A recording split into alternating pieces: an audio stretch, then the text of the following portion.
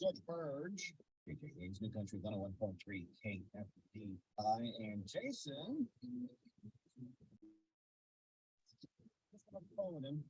342 in Mays, pretty bad wreck. Couple of vehicles not turned south on Mays at that intersection.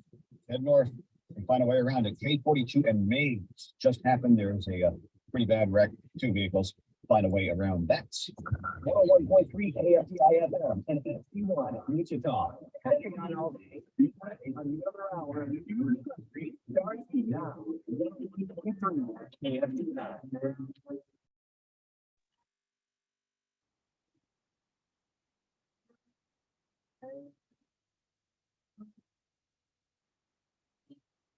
I was looking at pictures I didn't want to see. They brought back memories.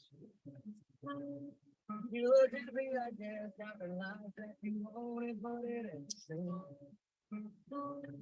You would take my life, it's been a couple years, and yeah, and my share of the broken heart, and I always said this year.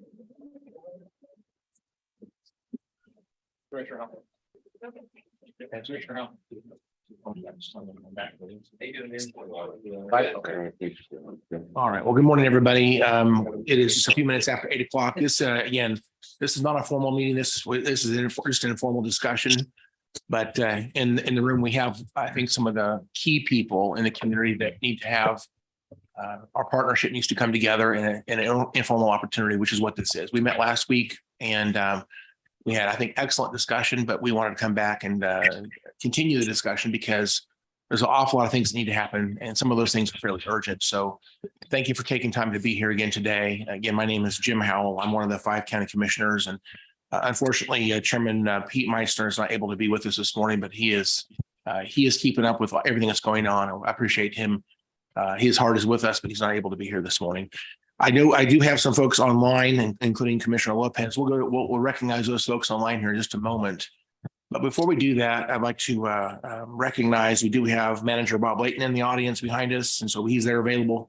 We also still have Manager Stoltz, and we have key staff from the county in the room, even though they may not be at the table. They are here, and so we would like to recognize that we do have some resources that may not even be at the table, but they're in the room. So thank you for all of you that are here today. And since we did this last week and we have some different people at the table today, I'd like to go ahead and go around the room one more time. Let's go ahead and introduce ourselves and then we'll recognize those online. So would you please start with us this morning? Hello, I'm Cole Schneiders with United Way of the Plains, but specifically the Wichita Sedgwick County Continuum of Care. I'm David Dennis, County Commissioner, District 3. Henry Helgerson, State Representative. Bruce with Ascension Via Christi. Yeah, thank you for being here today. Again, my name is Jim Howell, one of the 5 county commissioners. I'm Ryan Beatty, Sedgwick County Commissioner in District 4. Hi, my name is Matt Lowe. I'm also with the United Way Continuum of Care. My name is Ryan Bond. I'm a board member of Humankind. Cindy Claycon, board member of Humankind. My name is Latasha St. Arnaud, and I'm the president and CEO of Humankind Ministries. Officer Nate Sweetall, Wichita Police Department's homeless outreach team. Sally Stang, Director of Housing and Community Services for the City of Wichita. All right. Well, thank you everyone for your introductions. I'm looking online right now. I do know we have Commissioner Sarah Lopez. Thank you. We recognize you online. Thank you for being here. I know she wanted to be here in person, but I think she was not able to do that this morning. I see also we have a city council member, Maggie Ballard, is here. Thank you for being online. We see Mike Hoheisel from the city as well. Thank you for being here, Mike. Appreciate that. We have 3 legislators, actually. We have Representative Nick Hoheisel, Representative Leah Howell, and Representative Sandy Pickert. They are together, actually. And I believe that those legislators may be traveling to Topeka at the moment, or traveling to an event up in the northeast part of our state for something they have to deal with this morning. So thank you all for being here. Does anybody online have to make or would like to make any other comments? Am I missing anybody online today? Okay, I don't think I'm missing anybody online. Thank you. I hope you all can hear us okay. If you have anything you want to say, please just interrupt the meeting because I may not see that you have something to say. So if you have a question or comment at any time during this meeting, please just speak up, please. We will recognize you online. So again, thank you for being here today. Okay, oh, there's Pete Meister right there. We just talked about you.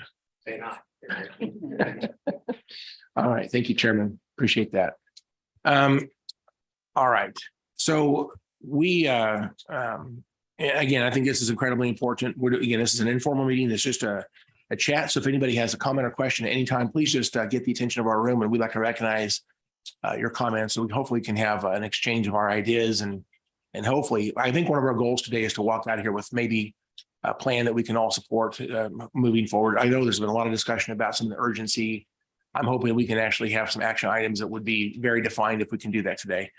I'd like to again recognize, well, Henry Helgerson, thank you again for leading on the state side of this. Your attendance today is very, very important. I appreciate you taking time to be here today. One of the things I think that has been missing in the past has been bringing in the state. So we have folks from the state level can provide their perspective and hopefully advocate from the state for some solutions that we definitely need that help.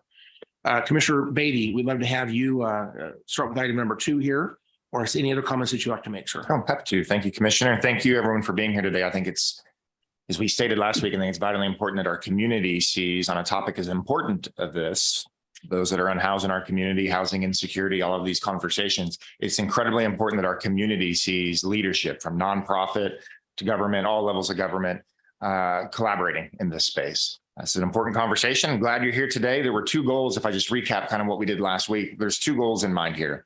The urgent goal is the emergency winter shelter, and that's going to dominate the conversation today. You'll remember last week we tried to set the stage a little bit so you have a better and broader understanding and awareness of the entire homeless and unhoused ecosystem. If we're going to have a conversation about the emergency winter shelter, it does us no justice to do that unless we have some basic understandings of what's happening in our community with the numbers and the factors that are influencing these outcomes. So we had a broad conversation about that last week. So goal number 1 today, and again, it's going to be predominantly our conversation, is the emergency winter shelter, where we're at as of today, as of this morning, gaps that may still exist if they do, and solutions that we can come to the table and to help meet that need. There's a second goal, and it's going to be a continual goal, is I don't want us to stop the conversation at emergency winter shelter. The conversation that has to continue, the community has to continue to see us talking about the general problem of homelessness and the factors that are influencing homelessness, where we're going in the 2, 3, 4, 5-year plan, but also what's the interim strategy that gets us there. And that's going to take, that is not a burden that is solely on the housing department of Wichita. It's not on Officer Nate's shoulders alone or nonprofit communities alone. This is a conversation we have to have as a community. So that's a secondary goal, but it's a goal that I hope we can continue in these conversations. So with that being said, we do have some data. We promised last week that we'd have some sort of data on emergency shelters. We're making some last minute changes to some of these numbers, and then we'll print these things out and kind of pass that along. And we can also email over some further information about some specific data, numbers, options that are available. But today is designed, as Commissioner House said, today's designed for conversation, for questions, for trying to delve into this topic on a deeper level. So with that in mind, I'd like to move us forward and introduce you to Latasha from Humankind. She's also got some board members here. And if you wouldn't mind, Latasha, if you can give us kind of a current state of affairs on the homeless emergency winter shelter in particular, where we're at as of today and what we can do to help. Thank you for having us. We appreciate it. So I was asked, as Commissioner said, to give an update on emergency winter shelter. Happy to do that. I also was asked to sort of just give a very brief overview of what Humankind does in this community and for their surrounding communities. So we are a nonprofit organization, 501c3 with a governing board of directors. We're a local organization, and we serve primarily in the areas of homelessness with shelters that we operate. We also are a housing provider. So we have 155 low-income permanent supportive housing units, and those apartment complexes we run 4. They all run a little bit different and serve kind of different populations, but that's for low-income folks. We have other auxiliary services such as case management, Operation Holiday, and several other things. So if you're interested in that, happy to take you through it. For the last 18 years, Humankind has operated singularly the emergency winter response plan for the city of Wichita and Sedgwick County. We've done that primarily independent of any government support at all. We have a campus, and I was asked to also pass this around if this is helpful. As Sally and Nate already know it well, but I'll just keep one just for that. Thanks, Cindy. So we'll let those circulate, but so we operate a campus near Midtown in the city of Wichita, and we again have several projects. On this map, you'll note that number 2 is our men's emergency winter shelter.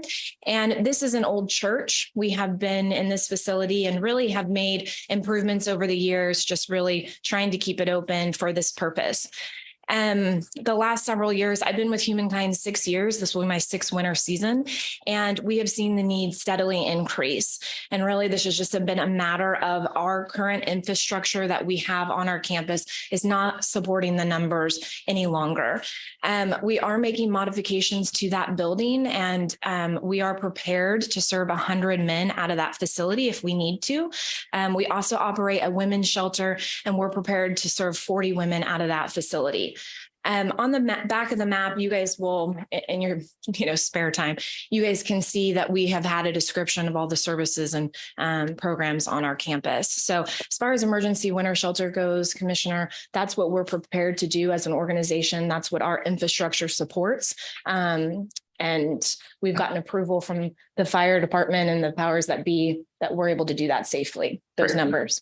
That's helpful. Can you give us it might be helpful for a little bit of background as to the change in circumstance that has happened over the last 2 months. What led into that? And a little clarity, I think, would be helpful. And because we went from serving what you were to 0 to now there is an interim plan that you can do more. Could you give a little background as to why that is? I think it'd be helpful for the community to understand. Yeah, I don't know that I'd take you through the roller coaster of all the contractors and the up and down.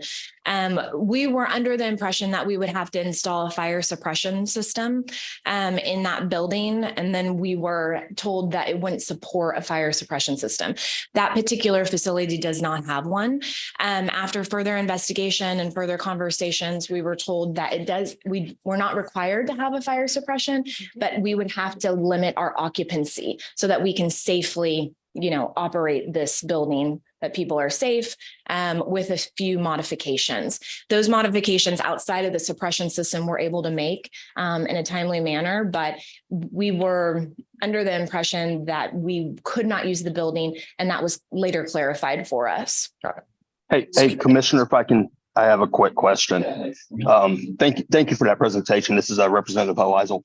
On the fire suppression, has this not been an issue in years previous? I'm just curious why the fire suppression has came up this year, this late in the process. Yeah, it's a great question.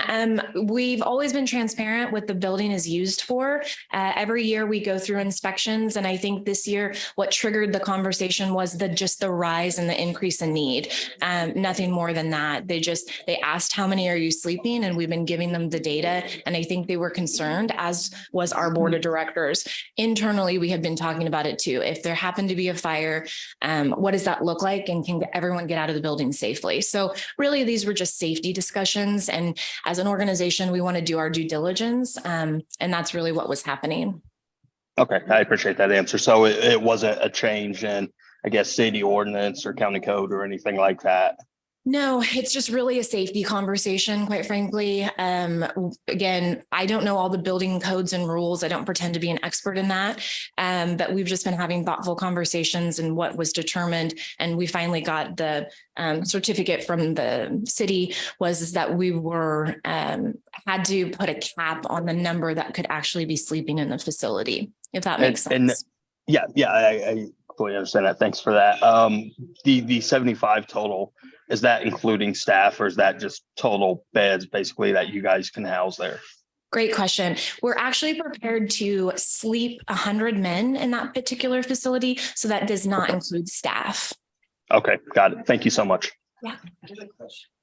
Oh, and I'd like to recognize Senator Letha Faust-Godot is here, and appreciate you being here, Senator. Thank you, Commissioner Beatty.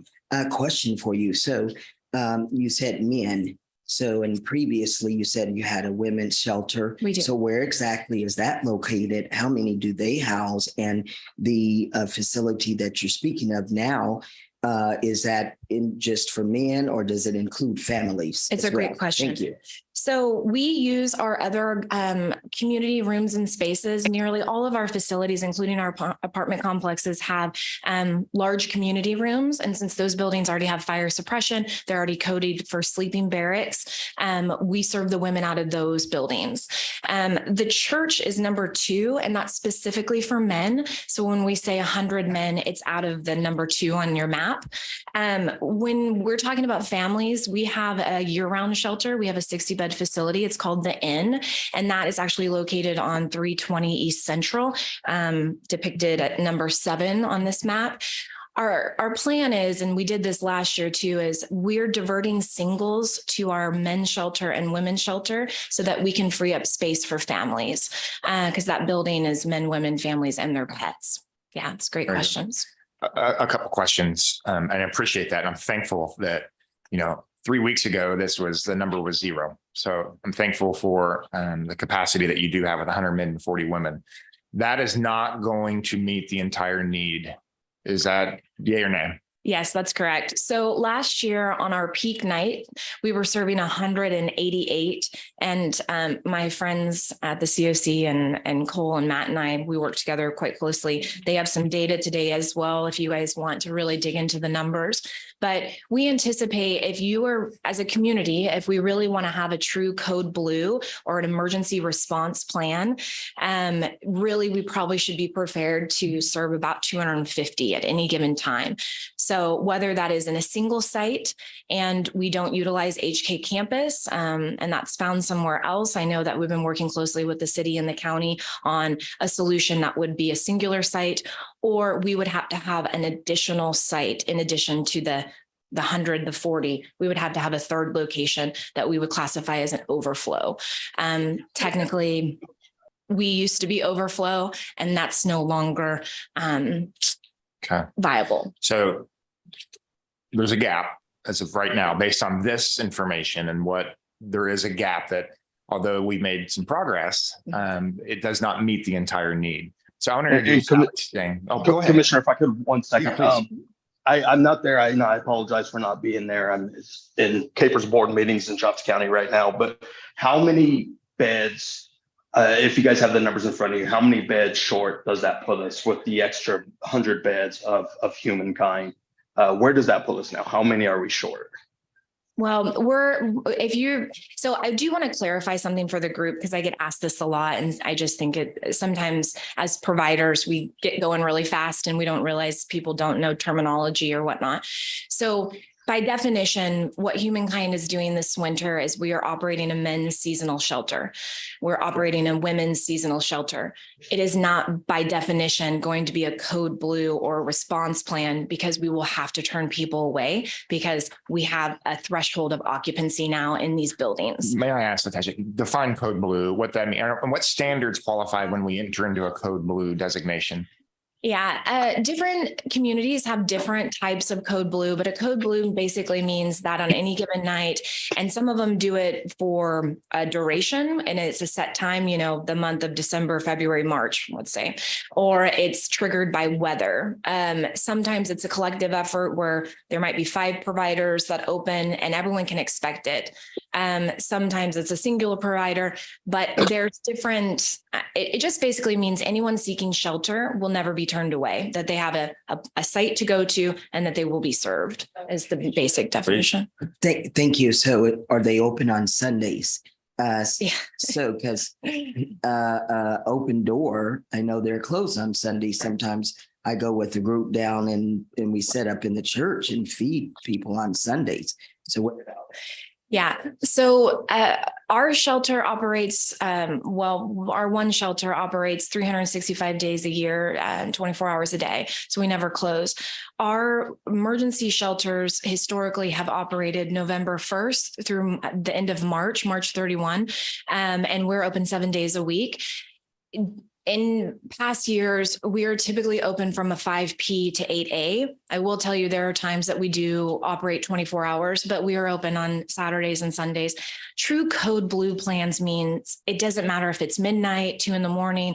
If law enforcement brings them to that facility, they will be intaked. There's no like office hours per se. So the facility would have to be open and operable. I want to make sure everybody, I want to invite Sally Stang, Housing Director for Wichita, Cole Schneiders, and Matt from United Way to provide some input.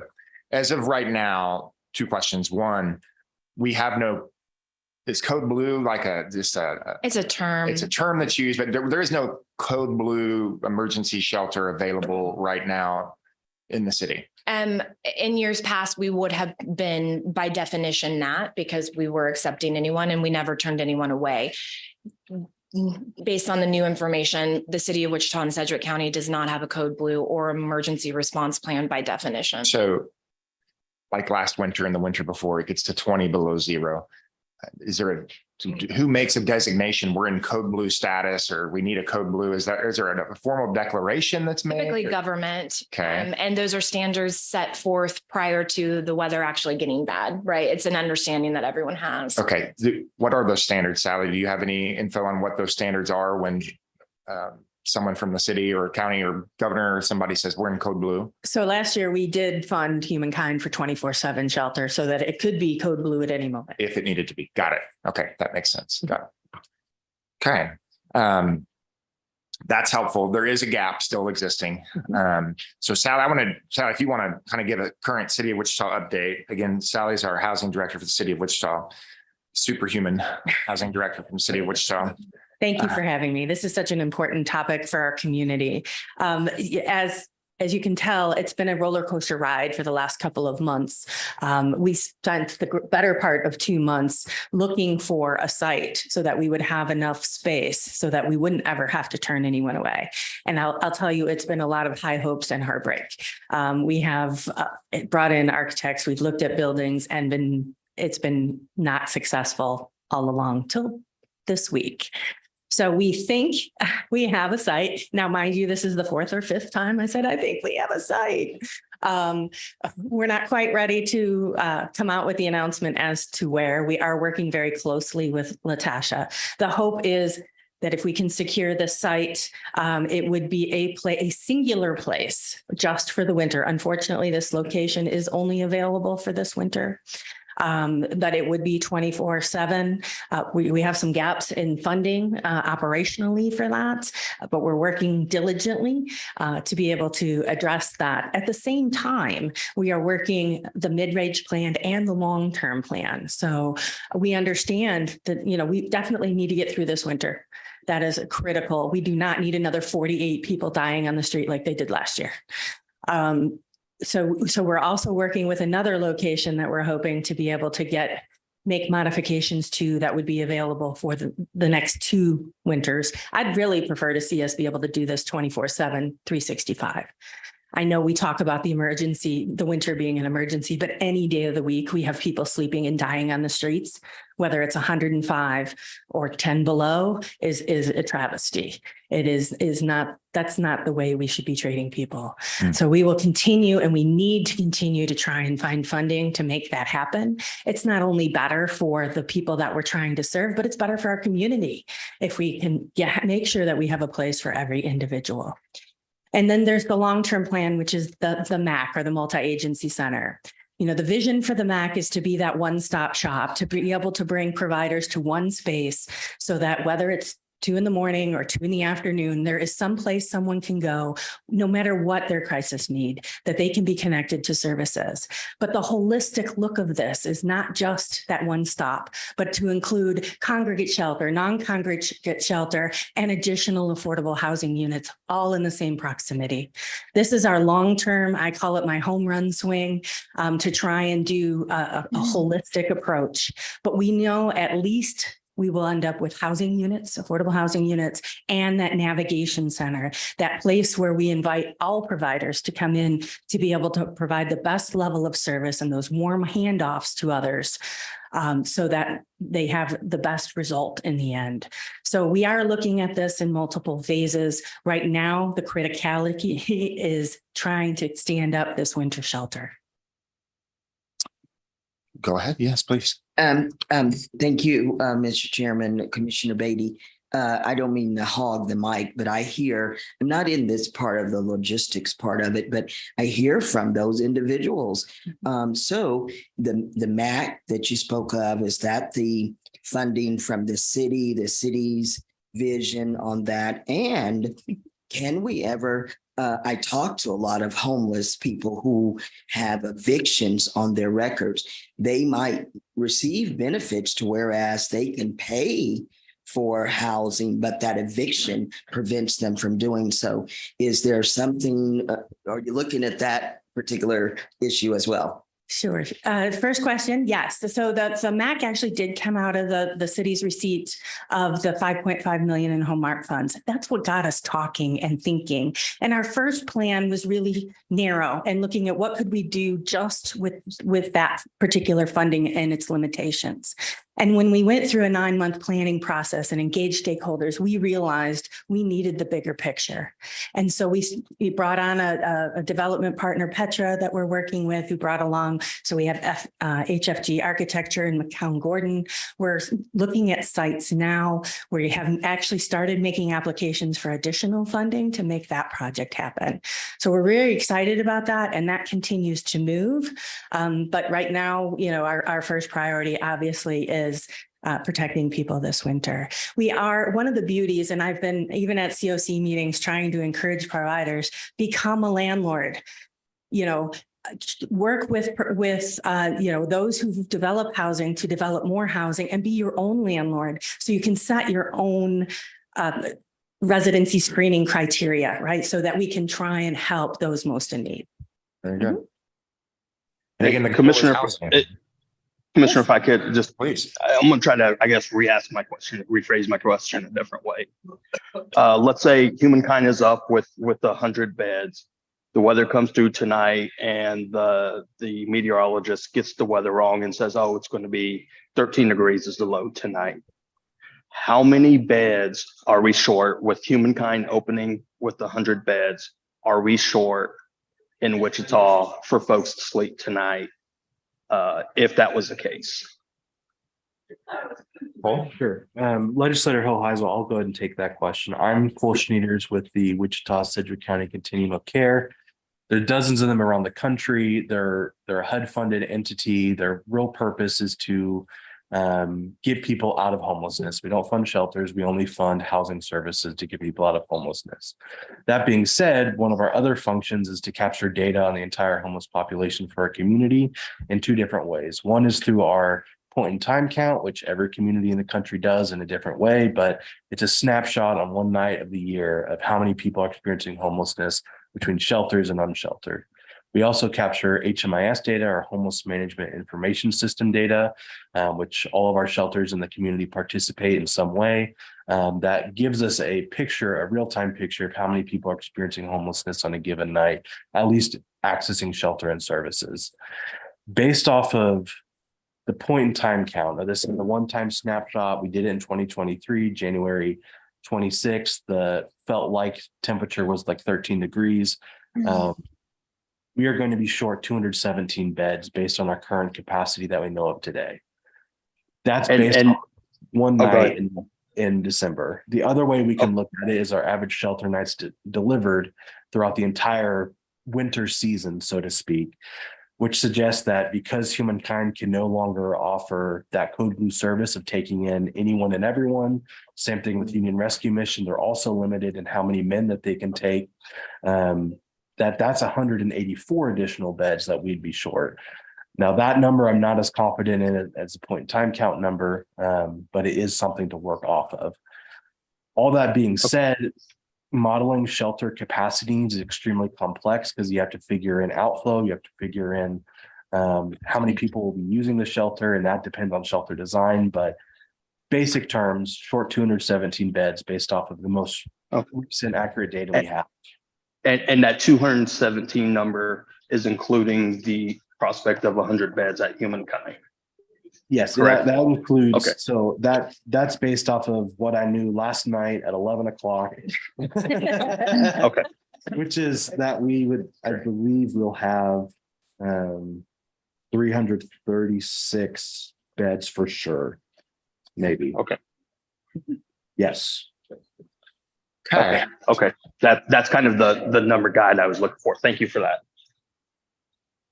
So short 217, let's talk about the two options that are on the table. One is a singular place.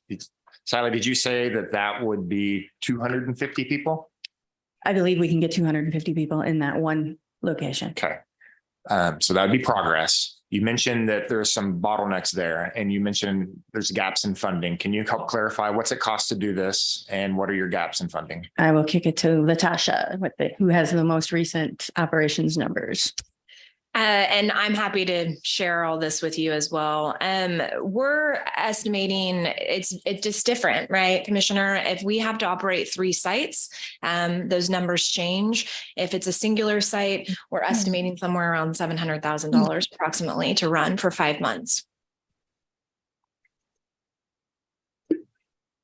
And so we broke this up based on number of clients, number of staffing ratios, if food is covered by, with the help of churches and volunteers or not. So there's some variables there. Also dependent on the building that's currently being considered by both the city and Humankind, if there's, rent included or not. So there's some variables, but we can anticipate it's going to cost somewhere between $650,000 to $700,000 to operate. So that 700 is just operating costs. It's not factoring rent or purchase of a building or a lease or anything like that. That's correct. So we've Okay. also factored in some capital fixed cost, such as bunk beds, blankets. There are other things that would need to be purchased in order to prop this up. And we do continue to reach out to all providers to say, how can you rethink how you do your business? And is there a way that we can leverage that resource to help make this happen? Okay. Yeah. Questions on those numbers? And Commissioner Beatty, I guess going back to something that Sally Stang said, when you were commenting earlier, I think you talked about this building potentially would be a singular answer, but then Latasha also said this 250 is one, I think, of 3 potentially. I'm not quite sure how. Can you please clarify, what do you mean? I'm not sure exactly where we're at with those 2 comments. Sorry. Clarification is if we operate a men's shelter at 100, we operate a women's shelter at 40, and then you have a true overflow space where you're not turning anyone away, you would have 3 sites to operate to make up the whole, the sum of all the parts that would be considered a true emergency response winter plan.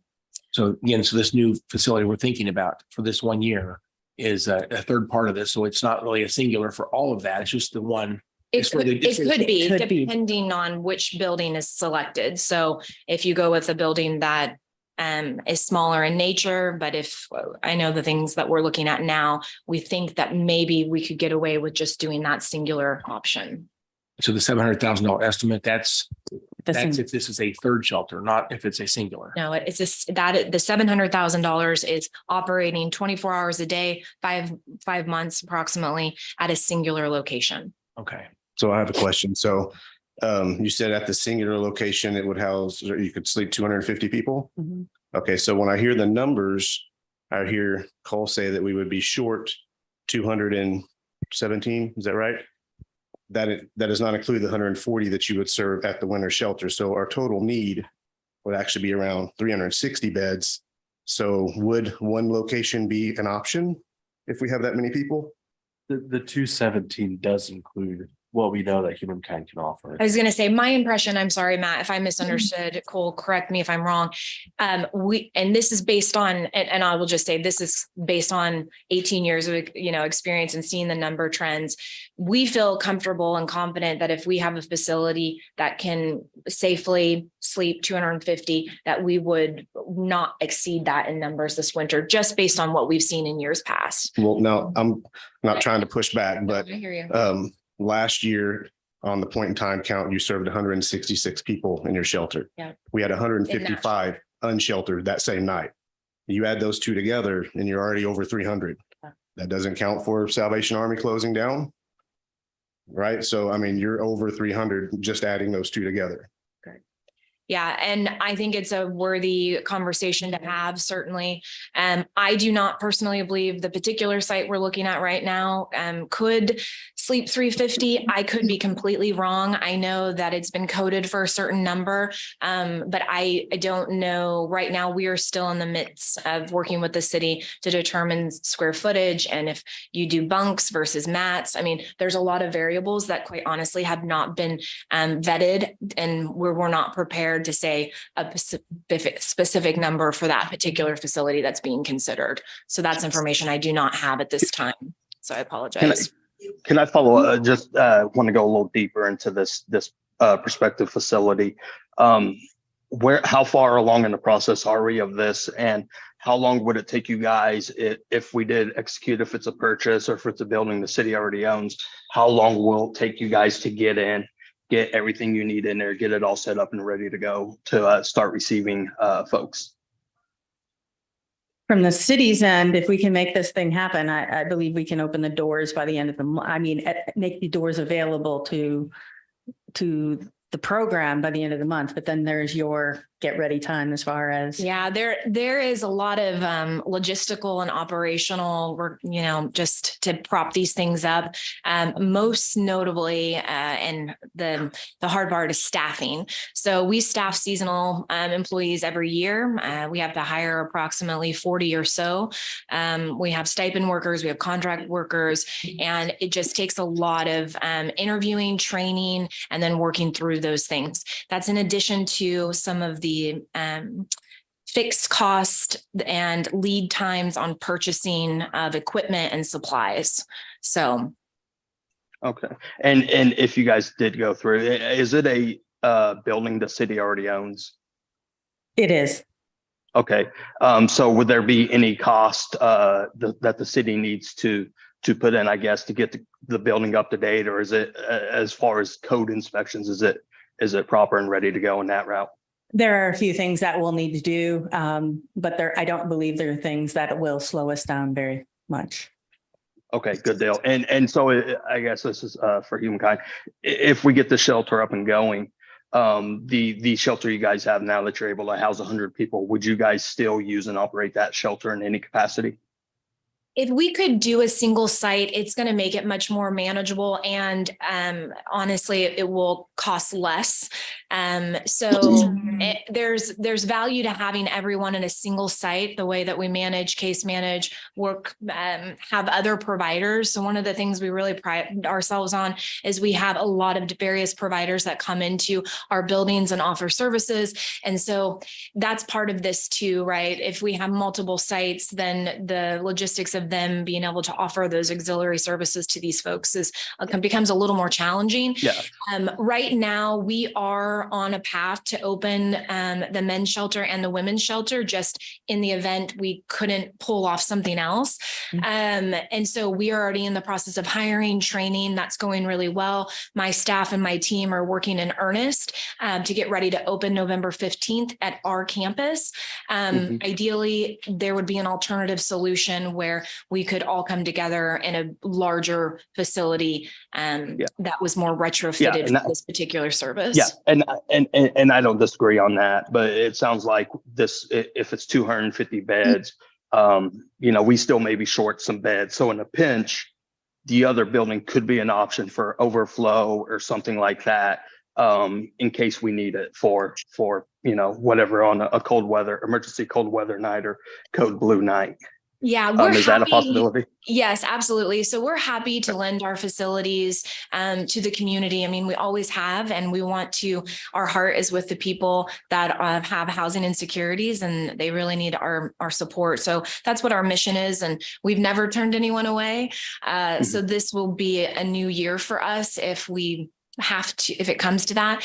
I will say the one challenge is if we are not equipped, let's say we open a singular site that has 250 beds, and 260 people come. And so we use one of our facilities as another overflow. We have to be prepared for staffing with that. And then there's challenges that come along with that. So I would just say we need to have a conversation about what that looks like, because then again, you're opening an additional site, and which is doable, but it's more of a staffing challenge. Do you have a ratio of a staff member versus individuals at the shelter facility that you guys like to kind of stay within? Yeah, it depends. I'm going to be honest with you, because when we do peak times of take-in, meal times, those kind of things, the staffing ratios change because we have to do security at the front door. When you include case management, there's a lot of variables that go into that, but I can certainly share that with the group. We actually have that on paper. We have in years past been really lean. And so there's some times where the staffing to client ratio is pretty, there's a lot of clients to one staffer, but if we're functioning in a more healthy way, we would add staff. So it's really going to be contingent on what kind of funding we have available, and what we think we can safely do to keep our staff safe and to keep clients safe. I understand. Yeah. And I'd like to take a look at that, that data when you get it. Thank you so much for answering my questions. I just have a quick question real quick. This is Councilmember Ballard. I'd like to see if we could get a breakdown of the cost by category for the operations. I don't have copies for everyone. I apologize, but we did several different options, and we really walked through, building liability insurance, taxes, HMIS, because I'm sure that everyone's going to want this data from this program, and so on and so forth. Laundry, custodial, of course, food. So I'm happy to share this. It's very transparent and very thorough. If anyone wants a copy of it, I'm happy to share that with you. That'd be great. Thank you very much. Commissioner Dennis. Thank you, Mr. Chairman. I appreciate it. And this is actually better news than we had last week. Last week, we were facing a tremendous issue. This week, it looks like there's some possible solutions on the table. So thank you for everyone that's been working that.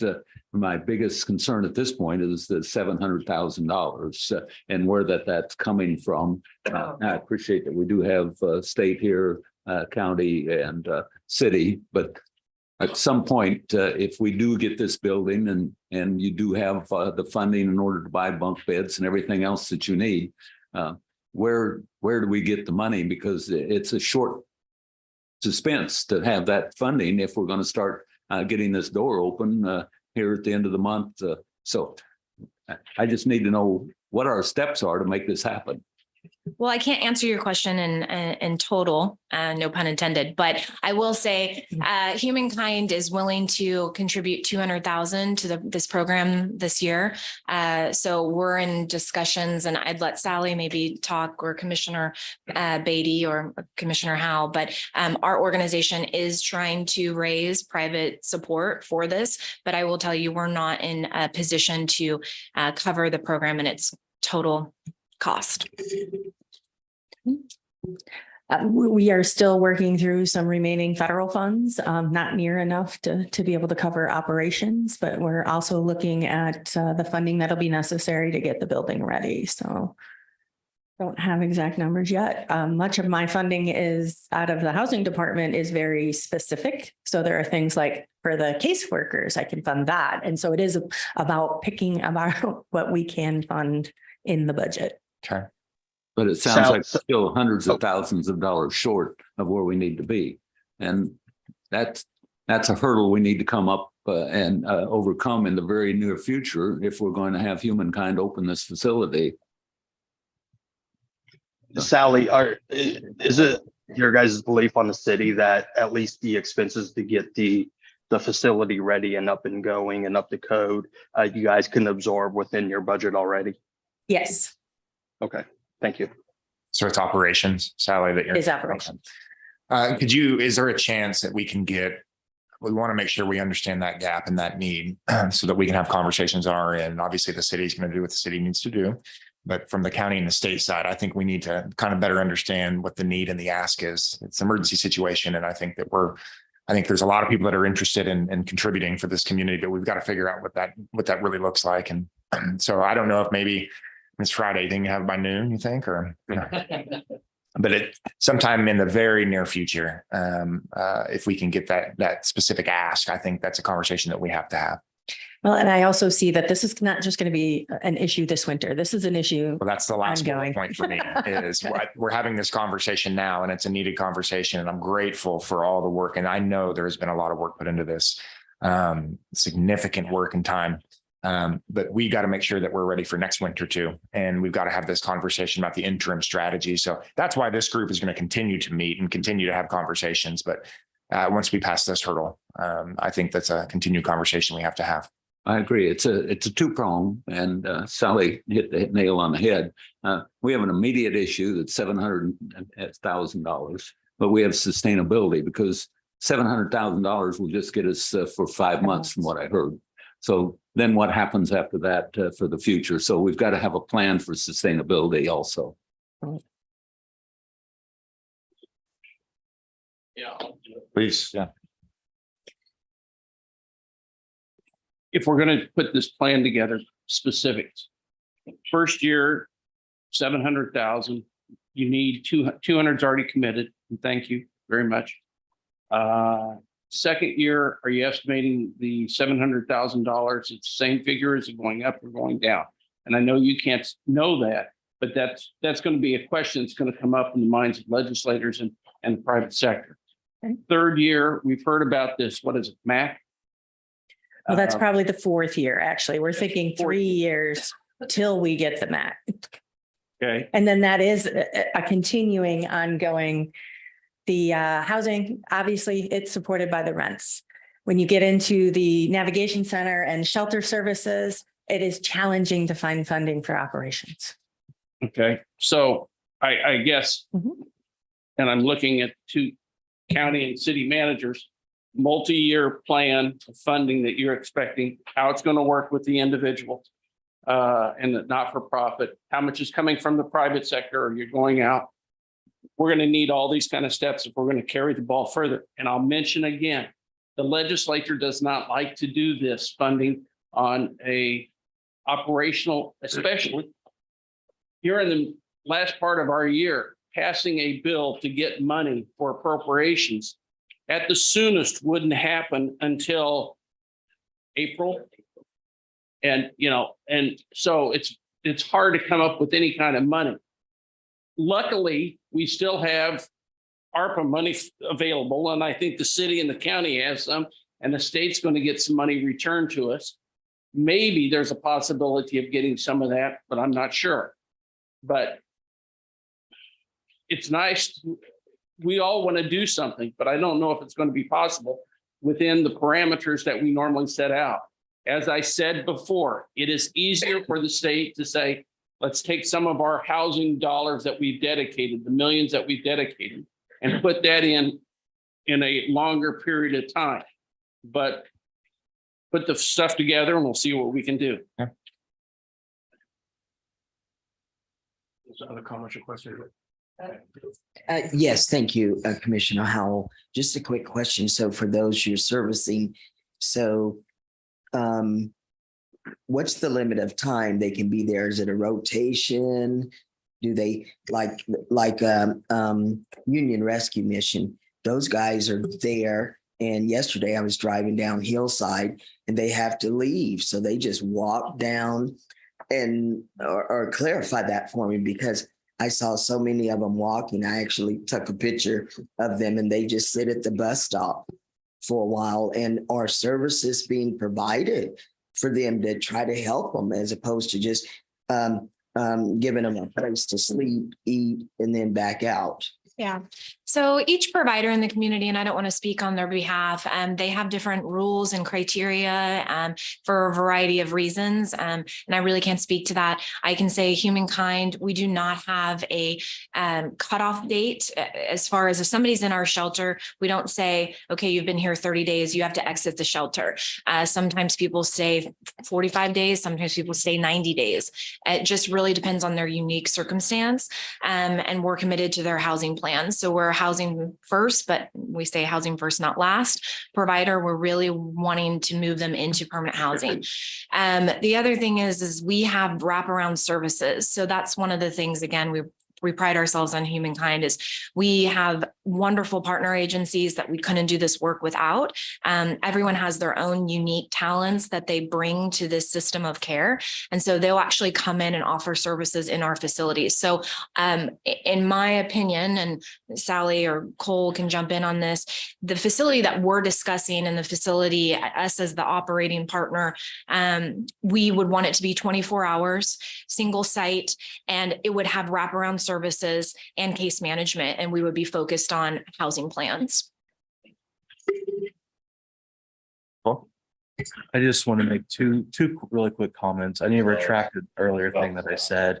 Based off of Humankind only operating the city shelter, not operating a shelter on their campus, we'd still have a gap of about 100 beds. So $700,000 would still have a gap of some kind unless we can find a way to overflow our existing shelters. The other comment is quick math, what's the cost of housing people for $700,000 for 5 months deposit plus the rent? We could only house 182 people. Now, granted, that's almost the entire capacity of the winter shelter. So I just want to remind everyone going forward, housing is the best way to solve this issue and the most economically viable way to solve this issue. But we are in an emergency, and I don't think we can find 182 housing units today, even if we had $700,000 to spend on it. Very good. Other questions on that piece? Commissioner, I do have another one. Sorry for all the questions. Just trying to get the lowdown on all this. How much did the city kick into Humankind last year? I think they said there were some funds that the city gave to Humankind last year. How much was that amount? $200,000. 200,000. And what was, I guess, what did Humankind to operate the shelter last year? What did they have to kick in on top of that 200 for the operational costs? I don't have the numbers in front of me, so I apologize, but Okay. I believe it was up 350 or upwards to 400,000 to operate the winter shelter last year on our campus. Okay, gotcha. Thank you so much. Okay, so a couple things that are outstanding. Again, there's been progress made, as Commissioner Dennis noted. If we can get an idea of what that gap in the funding, if there's a deeper conversation on what the need is, then we can have a better conversation, particularly with our state partners, on what that looks like on meeting that gap. The MAC conversation has come up multiple times because that's the end goal. The end goal is MAC, it's housing, it's getting people into housing. I think it's worth asking, and I have two asks for you. Number one, what does it cost to operate that sort of multi-agency center with the housing? What does that cost to our community on an annual basis? That's challenging because until we know the scope, so if we don't know, until we know the number of housing units, the number of shelter, non-congregate and congregate shelter beds, and how many partners we're bringing to the table. My goal, I'd love to bring on a federally qualified healthcare center, and I'd love to bring on, other high-level partners that can be adding to that pot and expanding the size of that campus. But until we know how big it is, it's really hard to say how much it's gonna be. Yeah. So that'll be a question that continually gets asked, is what does this cost, and how? I don't have an assumption that Humankind can foot that bill on your own, right? I would venture to guess that's not possible. Right. Okay. So this is a conversation we'll have to have as a broader community. Saying it nicely. The second thing is what I've noticed in this last few weeks is, and I appreciate all the legislators that are here and those that are on the call today, and those that are texting me on my cell phone as we is, I think everybody realizes at this point that this isn't acceptable anymore, that we're a better state, that we're a better community than to allow people to suffer without getting to the resources they need to get them to housing. I think there's a community benefit. There's an economic benefit. The compassionate piece is one angle, but you flip the coin and there's also an economic benefit for this community to get people to housing. Yes. It reduces the cost on our emergency services. It reduces the cost of the community. We're going to continue to try to quantify that so we can better tell the story to the community as to why this matters, and it matters in a big way. A lot of people in our community, the compassionate piece is enough. And many people that serve in in the nonprofit, they're moved by the compassionate piece. There's another story that we have to tell to this community so that they understand there's an economic piece to this too. And there's a significant return on investment for our community to have these services. There's a net gain to our community for these services being provided and getting people to housing. But one of the questions I continually get asked is, how do we help? What specifically can we do? Now, this little roundtable body doesn't have a legislative agenda. We don't have a list of things that we're going to ask. I think it would be incredibly helpful, and it's something maybe Councilwoman Ballard and I can help with the Homelessness Task Force and the Mental Health Substance Abuse Coalition on the legislative agenda. I think it would be incredibly helpful to get our partners at the state a list of things that we can ask them, hey, this will go a long ways. And I'm not even talking about just write a check. I'm saying there are barriers to access to affordable housing that we can do that would go a long ways. Access to affordable housing. The inventory is one thing, but access to affordable housing, there's significant barriers to that we need to make sure that our legislative partners are aware of, that we can work on as a group. If we can formulate a list of things that already, hey, these are big barriers and we need help removing these barriers to get people into housing, I think it'd be helpful to give not just those at the county and those at the state, to give them some meat to chew on, to say, okay, these are areas we can work on. I think it'd be incredibly helpful. So outside of the costs that we're asking you to kind of quantify so that we can understand the need, I think that list would be helpful so that we know exactly what we can do to move the ball forward. Agreed? Absolutely. Commissioner Beatty, we've all gone down to San Antonio several times. We've all gone to Colorado Springs to see what they have. You ask what it costs to operate this overall. Well, there's some models out there already that we can address and find out what it costs them. And you're going to find out that the number is not small. No, it's not. It is very, very large, in the millions. So I don't want to say that $700,000 is the solution every year for the years to come, because it's not even close to what it's going to cost for this MAC. And I appreciate that. And you're right. $700,000 is the emergency stopgap. This is the crisis. And I think it's important that we all keep in mind that shelter is not the end goal. Shelter is the stopgap. It's the conduit, in my opinion, to housing. It's the necessary thing we have to do to keep people alive, to get them to housing.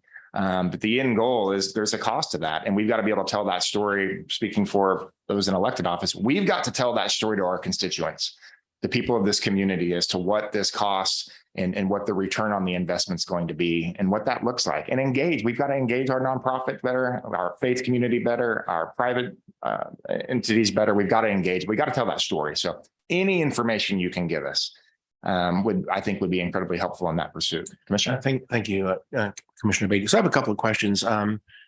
Does the state have any type of emergent fund that is available to provide any type of funding for emergent issues across the state of Kansas? And if so, does the executive branch have any type of latitude to make decisions regarding this, or how does that work? Yes, and both the legislature and the governor have access to funds. But does it need to be during a session for the legislature? It can be done outside, but it's pretty limited and pretty well defined. So I thank you for that answer. Again, I do think that the MAC is a very important topic. We're not going to solve that today, I don't think, but I think we're all aware of it. It's a great goal. I think having that data is obviously really important. I think the two maybe more urgent topics obviously this winter is a big topic, and then the funding we've already talked about. But in terms of, since the legislature is going to be convening here soon, I think it'd be prudent for us before we stop meeting, I guess, to, again, as Commissioner Beatty already said, is to define exactly what are we asking for the legislature to respond to. But as we do that, I have another question. The state of Kansas is a very diverse state. We have very urban centers and we have a very rural community. We have about 35 legislators out of 125 in the House. I may be off of my numbers a little bit, that maybe associate with this region and say, this is our community. And the Senate side, I don't know how many there are, maybe 8 or so that would say this is kind of our community, but that's obviously not a majority. So I guess my question is this: do the legislators feel like they could focus on a South Central challenge that they think is centered in the Wichita area, or does the rest of the state also experiencing similar problems? And if so, what do their numbers look like? So the state maybe look at this as a more as a state challenge, and that way you pull in other legislators, or is this simply a regional challenge? We have a bigger problem than maybe they do. Can I, let me add to that before you answer or anyone else answers. I think it's very important to realize that this population of unhoused is a transient population, that the people that are coming to, which many of them are from our community, but not all of them are from our community. They've come here because there's services that are here and there's shelter that is here and there is help that is here. But this is a transient population. If you can add any information on that, and Officer Nate, you see this every single day. This is a transient population from all over the state that is coming in. Yeah, I mean, it's multifaceted. I mean, you're absolutely right. If you become homeless anywhere in the state and your city doesn't have shelter, they end up finding themselves here. One example is the second largest city, and believe it's second largest, is Kansas City K. They don't even have a shelter.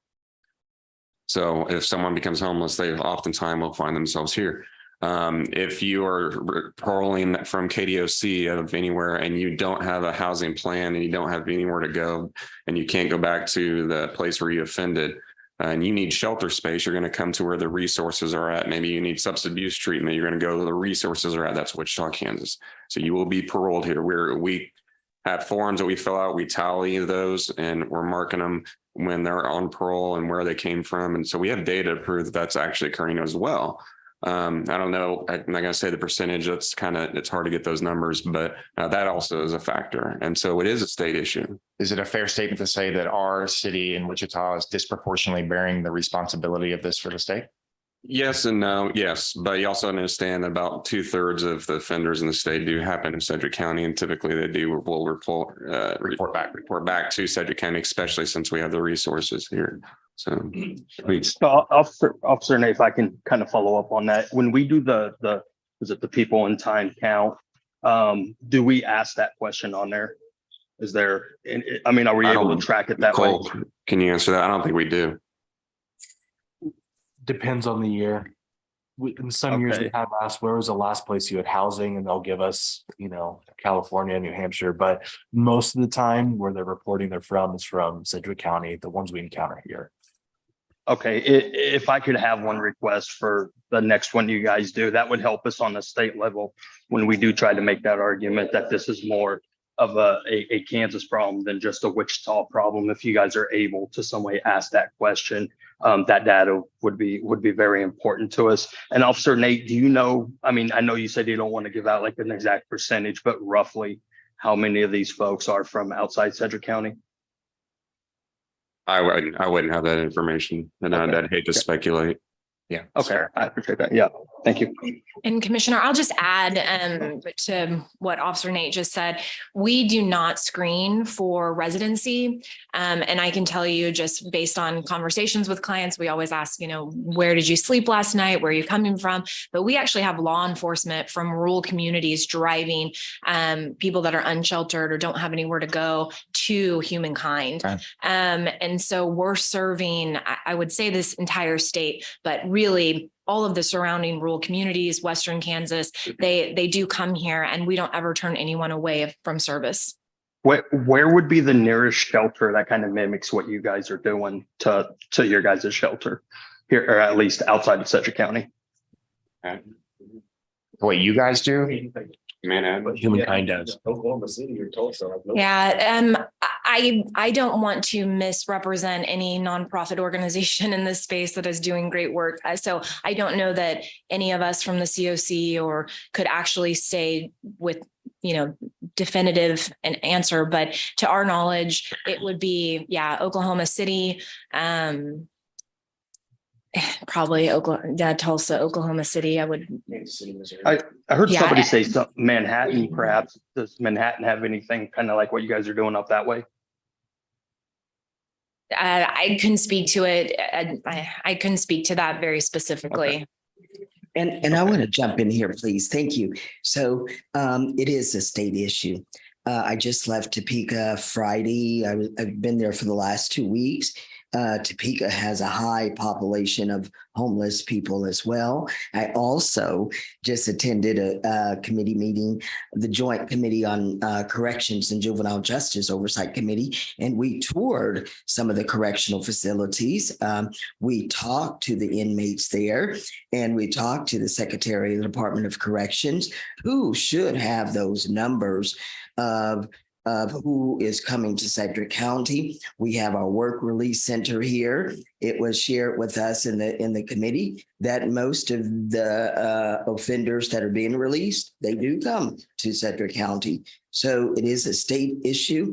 The state does have disaster funds that we should utilize. And when you put your list together, would you please add on there the eviction issue? I serve on the Kansas Legal Services Board. We just had a meeting there, and all of the not all of them, one attorney helps homeless people with eviction issues.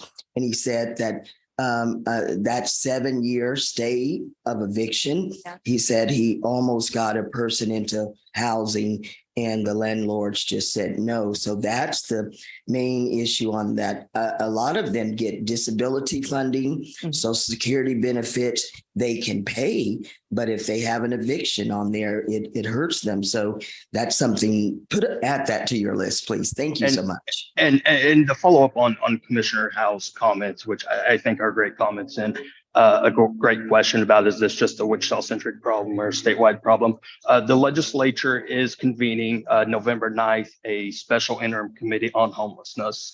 They're meeting, I believe, 10 a.m. November 9th in Topeka. So I would encourage folks to reach out to Chairman Auerkamp, who is chairing that interim committee, if they'd like to get on the agenda to discuss anything. But we do on the state level take this seriously. And I think the state level, we look at this as a more broad approach. As the good senator said, Topeka's having this problem. I know some areas in KCK are having this problem as well as Lawrence. So it's a statewide issue, and we're going to try to do what we can on the state level to address it. I think it's going to be a great meeting on November 9th, and I'm looking forward to watching what happens there, and hopefully we maybe can provide some input to that meeting from this meeting as well. Senator, you did say something a minute ago that I think that we're also interested in. You said that the state has disaster funds. One of my questions is, we may not actually be able to declare a disaster until this is on our doorstep. Again, I think that could happen, but the question is there any way we can look to those funds for some type of help before we're actually in a crisis? I think that this body here should, that list that you guys will put together, I think that needs to be presented to our governor and leadership. And certainly we'll have the South Central Legislative Delegation meeting. All of the legislators, there are 4 delegation meetings. You need to make that presentation and do it before you guys come up there on Municipality Day. Absolutely. We've got to do something about it. And I'm serious. I've been on the highway a lot lately, and of course here throughout the city of Wichita, and I've been taking selfies of just everybody. It's everywhere. It is a statewide issue. Thank you. I'd like to introduce, if I can, Commissioner Julie Stimson-Cheese. She is our Director of Emergency Management here in Sedgwick County. So in a natural disaster, or this is who takes charge. So this is what she does. If you give us any input as to what it requires to access emergency funding. Yes, thank you for the opportunity. I actually brought this up to the Kansas Division of Emergency Management yesterday to see if there was any proactive disaster resources that we could tap into. And we don't quite, as emergency management, the FEMA side of things, we don't have the regulatory authority or responsibility to do what we're doing at this point. There's no funding that we can go through for disaster. If we have a cold weather disaster that really cripples a community on a much wider scale, that's a whole different story. And we certainly would take that avenue. But for what we're trying to accomplish today, it doesn't quite meet that criteria to ask for those federal emergency management dollars in the sense that we see in other disasters. And Commissioner, just a short answer to your question for the good senator. I'll be in contact with you. I'm gonna make some calls today and have some discussions. I'm meeting with some folks. And I will be contacting you soon. Just kind of let you know what some options are on the state level, what we are and are not able to do.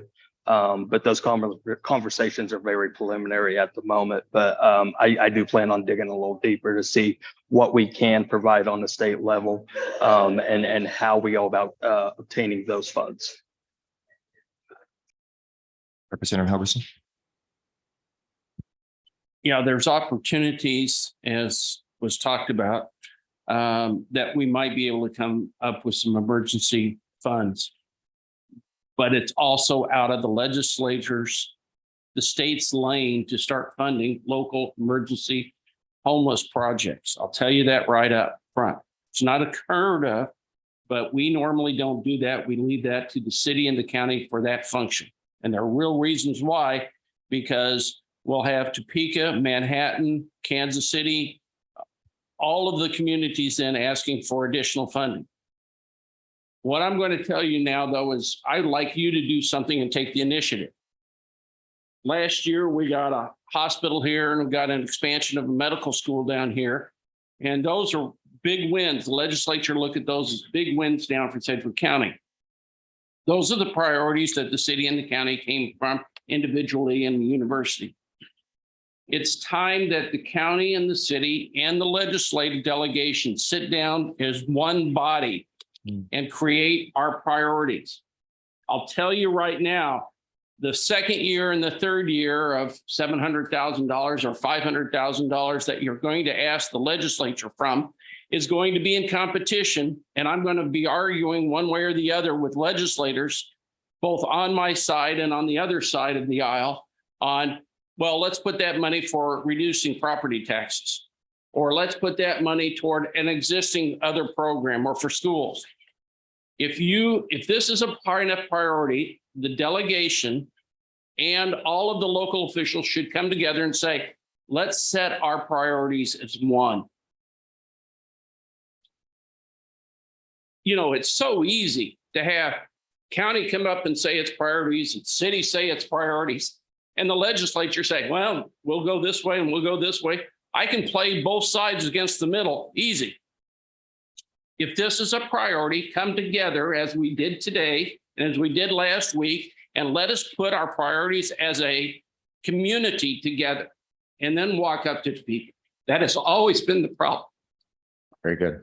Very good. Thank you for that. Go ahead. I love your passion. Thank you for sharing that. And I think you're exactly right. I think before we, that list of priorities is something I think we're going to have to work on and come together maybe multiple times between now and the end of the year for that to be successful. Representative, you did make an interesting comment. And again, my question earlier was related to actually your comment actually is one of the concerns I have. If Topeka, if they recognize that Wichita is becoming, if you will, the place where people across the state are ending up because we have services. And we said a minute ago, we feel like this is a state problem. Our region is having a resource available for people that's actually becoming, if you will, the place where people end up. So we said a minute ago, this is a state problem. Again, so I looked to the state. Again, it was exactly my point I was making when I asked my question, is if other communities across the state feel like they have the same problem we have, then it's going to be a funding need across the state of Kansas in multiple locations.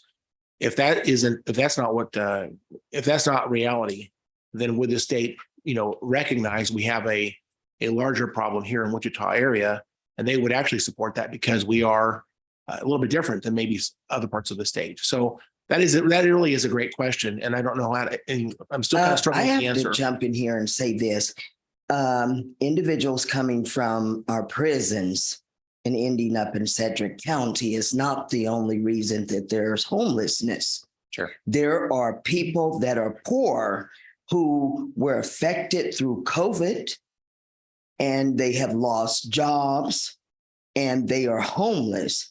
And this gentleman here just said that the individuals that he does the intake on are from Sedgwick County. So I think we need to take care of home first. And I think this is a us problem. It sounds like you're attacking the state and saying we need to do X, Y, Z. I appreciate what someone said around the table. Let's kind of start, here first and then look into those things, because Commissioner Howell, I can't individually answer for the entire state. But I did hear Representative Nick Hohausel and Representative Henry Helgerson and myself saying that we would look into it. It is a serious issue. It's a humanity issue. And, it's not you against us. It's all of us in this room. So I look forward to the upcoming meeting with city council members, county commissioners, and the South Central Legislative Delegation to come to an agreement to perhaps present something as a delegation. And I would ask that when you, the city and the county, put together your legislative agenda, include us there. Sure. You guys will put it together and then just say what your wants and needs are. And so I'm going to go. I have a 10 o'clock Zoom meeting with the Joint Committee on Corrections and Juvenile Justice Oversight Committee at 10. And so I've come to help and be inclusive, not to put all the weight or the dollars on the back of the state. I need to work together. And so thank you. Again, thank you for your comments, Senator. Go ahead.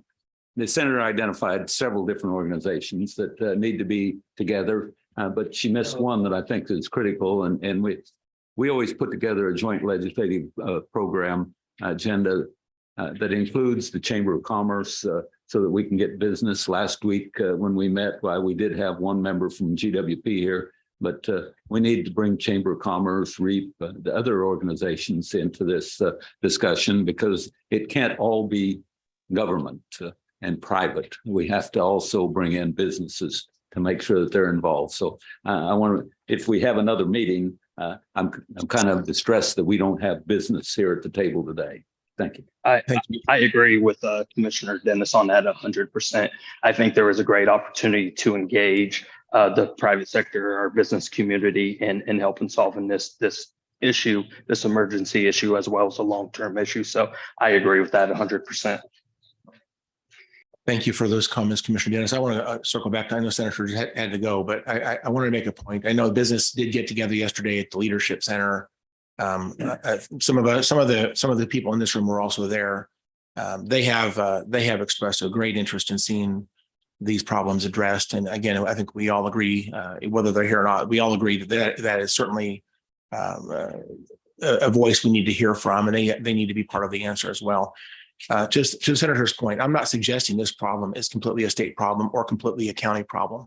I think it's a mixture. At the end of the day, I think we have a tremendous, huge number of the population here is from the local area. A portion of it may be from other places. It's more complex than simply saying it's all of one or the other. That's not the case. I would certainly not look to the state to provide a turnkey solution to the local government. I don't think that's the answer either. I think at the end of the day, it's more complex than that. So I think the state's part of the answer, but not the complete answer. We have to do things locally as well. I think and again, to Commissioner Dennis's point, it's not going to be I don't think it's a government funded solution. It's not completely a private funded solution. I think it's another public-private partnership. It's more complex than that. So again, the fact that Humankind's already dedicated, earmarked $200,000 this year is a great sign to show that they have skin in the game going forward on this emergent challenge we're looking at. I did have one other question, and that is, again, one of my visions for this is not simply to find a one-year solution. I think we need to find something a little bit longer term solution. I think ideally the building would be something that would be dedicated long term to this problem. And so it seems to me that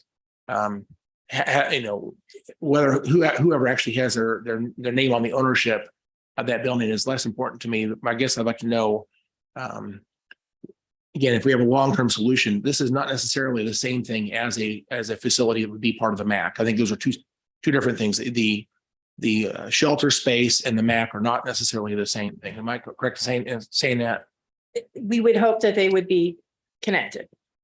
So They again, don't necessarily have to be in the same physical space, but we would definitely, it's part of the overall services that would be offered and close in proximity. Yeah. So I'll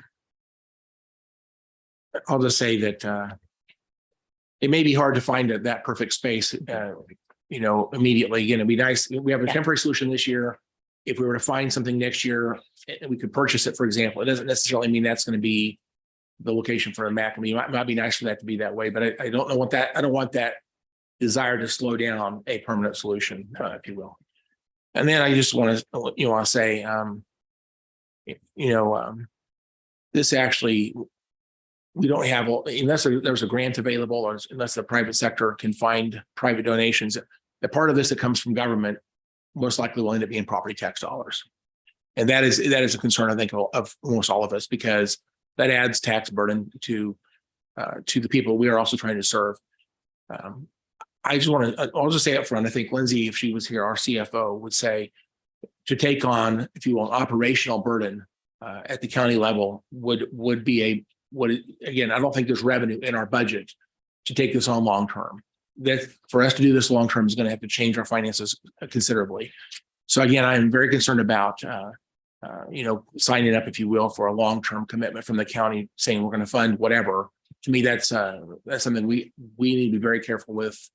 I think on the short term, I think that we may have some options, but in terms of the long term, I'm really cautious about trying to commit, if you will, long-term commitment to operations funding from property taxpayers. And so I don't know what else to say there. I would like it if the state would help us with finding that permanent space. Maybe they can, because they do have some resources at the moment. It'd be nice if the state would take on that portion of the overall challenge in front of us. Because again, I don't think they're going to want to commit to long-term operational funds, but on the short term, if we could find a way to get some funding from the state to help find that permanent space, that would be, and you talked about the platform. I think, again, we talked about the bioscience and the mental health hospital, much like those, if the state was able to provide some help for us to get that permanent space, that would be one of the things I would like to see us ask for. I see Representative Helverson and just give it a big sigh. So I'm not sure if he wants to say something or not. Okay. Yeah. I probably said enough as well. For those online or those around the room, any other comments or questions you want to make before we kind of move towards an adjournment here? I just want to say whatever location we choose, I know it's not definitive, but if there's I'm trained in CEPTED, which is crime prevention through environmental design. So there's anything that I can offer as far as making the facility safe for the community or wherever it's at, and safe for the residents that are going to be in there, offering that services. Thank you. I would just say I want to thank you again. I do know how much work's gone into this on a lot of people's parts. I want to thank you for our partners from the state also that are at the table. What a wonderful conversation around collaboration, a continued conversation that needs to happen. The emergency winter shelter, I think there's progress being made, but the conversation cannot stop. There's 3 specific things that we're going to try to produce from this meeting in regards to a cost need request, legislative requests, and I see that many times into going to access to affordable housing. I think that's a big part that the state can play in that, the access piece, and then some transient estimates to kind of figure out who's landing here and what. But I'm just, on my part, before Commissioner Howe closes this thing out, I just want to say thank you. We had 2 big meetings yesterday that were packed rooms. The conversation around this topic is now a community conversation, and we're going to change the way we talk about this issue in this community. And this is a big part of it, the awareness piece. So everyone at the table, those that are supporting these efforts, thank you. Commissioner, if I just one last quick question to Sally with the city here. Do we have an estimate on the time frame of making a decision on the location, the building? I think we can make the building work. It's so long as we can make the operations funding work. Okay. So I don't know, Commissioner Beatty, Commissioner Howe, if you guys are thinking on another meeting and kind of the time frame of another meeting on that. So we were just talking about that. I think that we need if there's an ask from government, we might be able to deal with that as a board discussion, a staff meeting, or one of our regular meetings. But in terms of us, this group coming back together, hopefully to work on our platform, hopefully to hone in on maybe what our requests are to our state partners or other people in the community. I think a 2-week break from right now, come back on November the 3rd would be a great date to come. Again, that'd be a Friday morning. I know it's we come together a little bit early because I don't want to ruin your day. I know it's a Friday. It seems to be available for a lot of folks. Other days are more complicated. But a Friday, November the 3rd, if we can come together early again, I'm looking at Manager Stoltz. He gives me a thumbs up. Manager Layton, does that work for you guys, you think? And for our partners on the phone, our representatives and community partners, would that work for you all? Does anybody have a? Yeah, if reason? I do have an interim committee that Friday morning, but I believe it starts at 9:30. So if we could do 8 o'clock that Friday, I can zoom in and that works perfect for me. That would be great. I see Councilmember Hoheisel said he had a thumbs up. Other council members and representatives online, you have any, all right, and Commissioner, you have any, you agree to the November 3rd date? Does that work for you all? Works for me. Okay, that's Commissioner Lopez. Thank you. It works for Commissioner, Representative Howell and Representative Pickard, I believe. Very good. And this is a little bit closer to that interim task force meeting. So again, hopefully we would have our ideas together for that meeting. And yet I would ask the partners, please help develop a list. Maybe one on that November 3rd date, we can come together and present, if you will, our ideas. We can maybe chew on those together and develop a bit of a list for the state, if we can do that. And I think Commissioner or Representative Helgerson's point is critical. I think we have to have a list of the community partners, including business, state and local leaders need to come together to develop that list. And I think that's a critical piece. So with that, guys, any final comments, Commissioner Beatty? Sure. Thank you. Once again, thank you everybody for being here. This is a huge, important meeting, and I feel like we've made progress today. I feel better going forward and looking forward to having some, hopefully the immediate challenge will be substantially solved by that date. We hope that's the case. But thank you for being here. We look forward to seeing you on November the 3rd, and we'll be adjourned.